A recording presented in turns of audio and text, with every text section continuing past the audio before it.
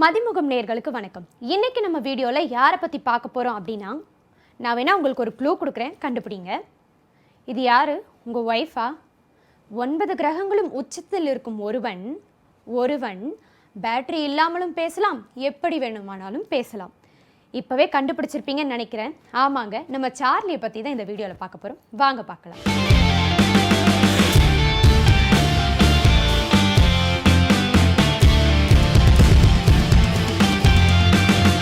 எங்க எப்போ எப்படி இருக்க வேண்டியவன் தெரியுமா அப்படின்னு சொல்ற இந்த டைலாக்கு ரொம்பவே ஆப்டான பர்சன் அப்படின்னு பார்த்தீங்கன்னா நம்ம சார்லி சார் தான். நம்மள எத்தனை பேருக்கு அவருடைய திரைப்படம் அப்படின்னு சொன்னதுமே ஒரு சீன் ஞாபகம் வரும்? ஃப்ரெண்ட்ஸ் படத்துல வர கான்ட்ராக்டர் நேசமணியோட கோபால். ஆமா, நீங்க யாரு? ஐயோ, இது யாரு? உங்க ஒய்ஃபா? என்னது ஒய்ஃபாவா?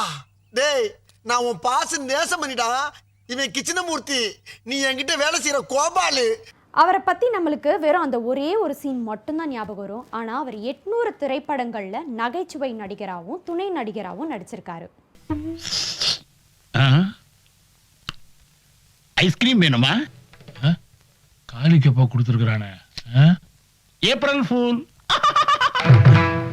ஆங்கிலத்தில் ஒரு வார்த்தை சொல்லுவாங்க, அன்சங் ஹீரோ அப்படின்னு.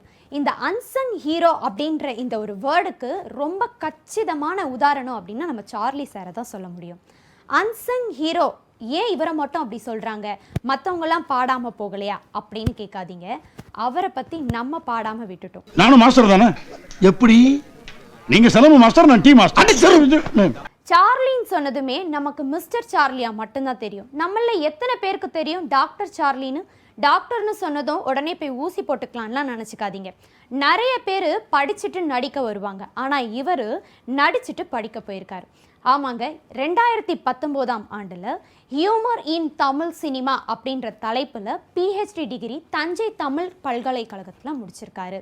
கான்ட்ராக்டர் நேசமணியை கொண்டாடின நம்ம அவரை கொண்டாடுறதுக்கே காரணமாக இருந்த கோபாலை மறந்துட்டோமே. கோபாலு கோபாலு, ஐயா கோபாலு எந்திரா. அந்த படத்துல அவருக்கு தலையில அடிபட்டு சுய நினைவே இல்லாம ரொம்பவே பாவமா முகபாவங்களை எல்லாம் மாத்திட்டு ரொம்ப அருமையா நடிச்சிருப்பாரு. யாரா இந்த காலகட்ட சமாளம் கொண்டு வந்து வச்சது? இவர்தான். இவருக்கு இதான் வேலை. எனக்கு தெரிஞ்சு அந்த கேரக்டர் வேற யாராவது பண்ணியிருந்தா அந்த அளவுக்கு பெஸ்டா இருந்திருக்குமான்னு தெரியல. பாத்துக்கு நிக்கிறீங்க, எடுத்து வைங்கடா. என்கிட்ட ஏடா கொண்டாந்து குடுக்குறேன், எங்கயாச்சும் கொண்டு வைடா.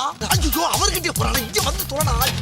அதே மாதிரி வெற்றி கொடிகட்டு அப்படின்ற ஒரு படத்துல தன்னுடைய பணத்தை எல்லாம் பறி கொடுத்துட்டு ஊர் ஊரா சுற்றி திரிஞ்சிட்டு இருக்க ஒரு கதாபாத்திரத்தில் அவர் நடிச்சிருப்பாரு.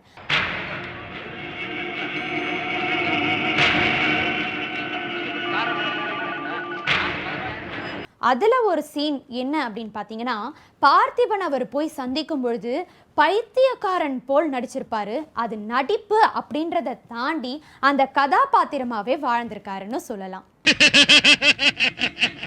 நான் துபாய் நாட்டு இளவரசன், இவன் என் அரண்மனையின் காவலன். ஒட்டகம் ஒட்டகம் ஏன் மெலிந்து விட்டது?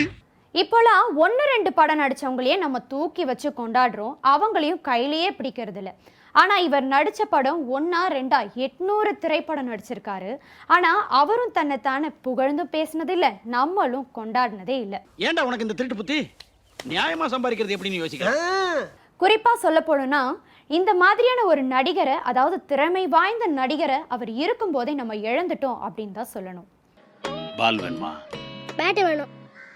சீ, கழுதை இதுக்கு தான் மூஞ்ச தூக்கி வச்சுக்கிட்டு இருந்தியாக்கும். ஒரிஜினல் பேட் வேணும்.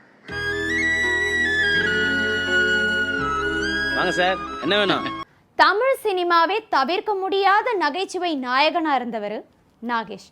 அந்த வரிசையில நம்ம சார்லியும் இருந்திருக்க வேண்டியவர். அதுக்காக அவரும் நிறைய கஷ்டப்பட்டாரு, ஆனா நம்ம தான் வர விடல. ஓஹோ, மோதிரத்தை கொடுக்கிற சாக்குல செல்லத்துறைய பாக்குறதுக்காக வந்திருக்க. உண்மையிலே உனக்கு மோதிரத்தை கழட்ட முடியலன்னு சொல்லு. நினைச்சேன், பிறகு அப்படி போய் சொன்னேன். சமீப காலமாவே நிறைய படங்கள்ல அவரை பார்க்க முடியும். ஸோ இந்த ஜென்ரேஷன் பசங்களுக்கு இவர் யாருன்னே தெரிய மாட்டேங்குது. இவ்வளோ நாளாக நம்ம அங்கீகரிக்காமல் விட்ட அவரை இனிமேலாவது, அதாவது ஒரு விஷயம் நம்ம கையில் இருக்கிற வரைக்கும் அதனோட வேர்த் என்னன்னு நமக்கு தெரியாது. அது நம்மளை விட்டு போனதுக்கு அப்புறம் தான் அதனோட வேர்த் தெரியுமா. இந்த மாதிரி இவருடைய திறமைகள் தெரியாதவங்க கண்டிப்பாக இந்த பதிவில் தெரிஞ்சிருப்பீங்கன்னு நினைக்கிறோம். இவ்வளோ நாள் உங்களை ரெக்கக்னைஸ் பண்ணாமல் இருந்ததுக்கு Charlie sir, we are very sorry.